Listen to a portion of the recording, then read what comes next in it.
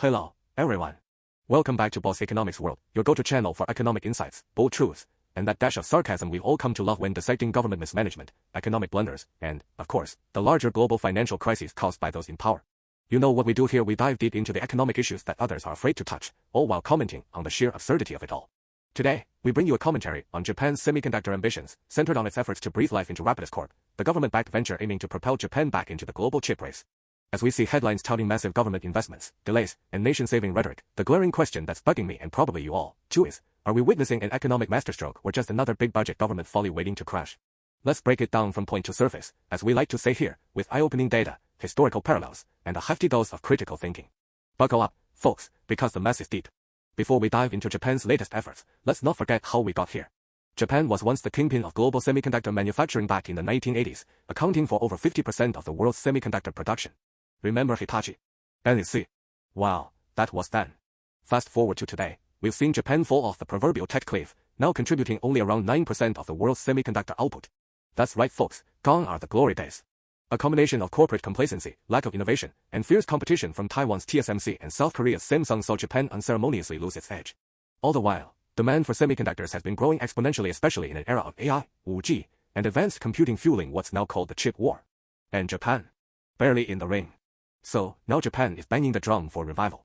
The question is whether the central player in this revival, Rapidus Corp, can really play catch-up or whether we're looking at a Sisyphean task, with taxpayer money not rolling up the hill but down a bottomless pit. Rapidus, backed by big Japanese players like Toyota Motor Corp. and Sony Group Corp., has its sights set on mass-producing 2nm chips by 2027, or wait. 2028呢? Sound familiar? It should. Delays in tech development are as predictable as a government bailout. But hold on, let's give credit where it's due. Rapidus has progressed to the point of having a pilot line ready by April 2025, which is quite an achievement. The real issue lies with their ambition to match the semiconductor giants Taiwan Semiconductor Manufacturing Co., TSMC, and Samsung Electronics, who are set to start mass production of the same 2nm chips by 2024. If Rapidus hits delays, as Daishiro Yamajiwa from the ruling Liberal Democratic Party already hinted at, Japan will be constantly playing catch-up, a serious economic handicap considering the fierce global competition in the sector. For comparison, while Japan aims for mass production in 2028, that's akin to showing up to a Formula One race in a well-built but slower car years behind its competitors speeding ahead. To put their task in perspective, in 2023, TSMC controlled 54% of the global semiconductor foundry market, with Samsung trailing at 17%. That's a behemoth of a lead. Meanwhile, Rapidus hasn't even begun volume production. Isn't this reminiscent of watching a little tugboat trying to catch a rocket? It's no secret that the Japanese government is pouring money into this endeavor, earmarking 65 billion yen, $10 trillion yen by 2030. It's a massive bet not only on technology but on national survival, at least according to government officials. Now, the aim is to spur both public and private investments into the tune of 50 trillion yen over the next 10 years. But we've seen this approach before, haven't we? Government-backed sectors, promises of public-private partnerships, and bold national strategies. Remember Japan's fifth-generation computer systems project, ICOT, in the 1980s? It was another massive government-backed effort filled with the same kind of hope and ambition, meant to catapult Japan to the forefront of computing. Spoiler alert, it failed. What's missing from this current strategy is one critical thread: sustained private investment from major high-tech firms, which brings with it innovation and workplace dynamism. Instead, Japan is seemingly trying to revive a once-dominant sector with sheer force of money and goodwill. But as I always say, just because you mix concrete doesn't mean a house gets built.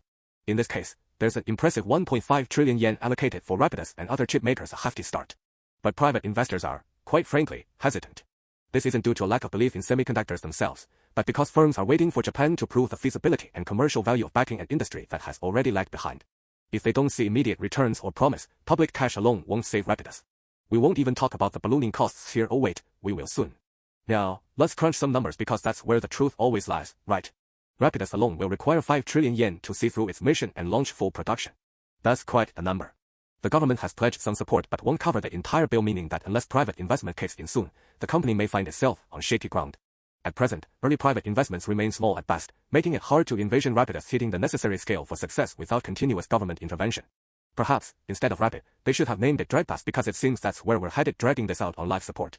And in case you're wondering why so much is required, semiconductor manufacturing isn't a game for those with light wallets. TSMC spent $28 billion on capital expenditures in 2021 alone, a figure set to rise further as they scale their operations. Can Japan keep plowing in public money without seeing a few cracks emerge in fiscal policy? Now, the context behind all of this is not just Japan's hunger to reignite its tech industry. It's a geopolitical chess game where semiconductors serve both economic and military goals. As one of the world's most vital components, chips are considered sovereign technologies. Japan is under pressure from the US to align with Washington's tech crackdown on China, with restrictions targeting Beijing's access to both chips and software critical to AI development. With the return of a potentially more hawkish Trump administration in January 2025, there's every reason to think those pressures on Japan could intensify. Let's not forget that China accounts for nearly 20% of Japan's total exports, a major trading partner that Japan can't afford to alienate. The dance Tokyo is performing here is impressive but precarious. If it leans too heavily toward the US, it risks angering China further, which might retaliate with its own economic measures.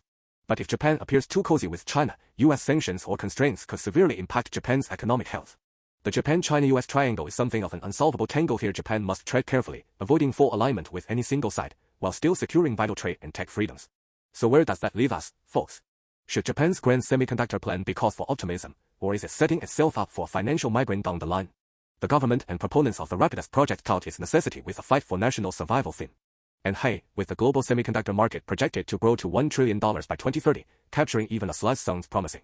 And this is a ginormous, but strategies based on government intervention and huge public spending don't exactly inspire confidence, if history is any indicator. There's no shortage of cases where ambitious tech startups, despite immense public investment, collapsed like sandcastles under the waves of global competition, bureaucracy, and market lag. In conclusion, folks, Japan might be playing a dangerous game of catch-up. If private sector enthusiasm doesn't kick in soon, and if Rapidus continues giving us signals on how quickly it can deliver, we may just be watching another chapter in subpar government-led comebacks. But hey, as always, time will tell. Let's just hope we're not building hope on decades of national debt. Thanks for watching Boss Economics World. Remember, don't take the news at face value. Let's always dive deeper, criticize smarter, and stay economically in the know. If you liked today's deep dive, don't forget to like, comment, and subscribe.